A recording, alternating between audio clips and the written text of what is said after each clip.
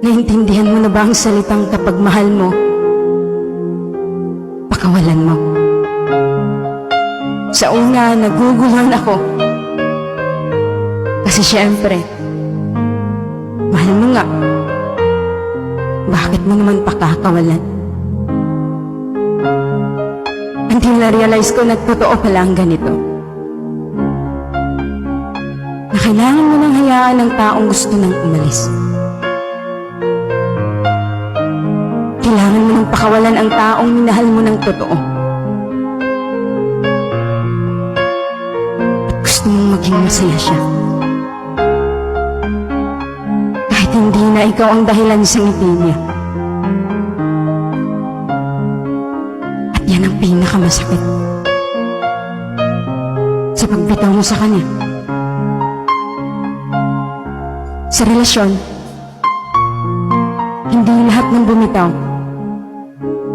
ay hindi na mahal. Minsan bumitaw tayo kasi kailangan nating pakawalan. Yung ikaw na lang ang lumalaban.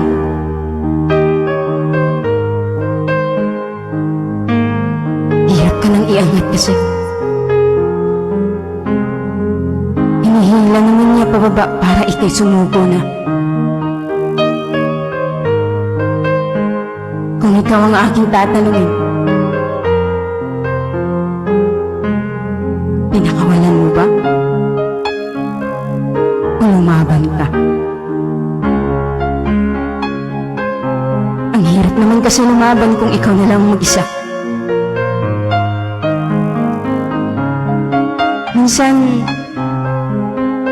ang tao ay nag-iiba. Hindi mo hawak sila. Kapag hindi ka na gusto, pakawalan mo na. Kahit masakit, kahit alam mong ikaw ang masasaktan, at siya ay sasaya pag bitaw mo sa kanya. Mahirap, pero kailangan. Siguro naman hindi na tayo magmukhang tanga. Kung pagkakawalan natin ng isang tao,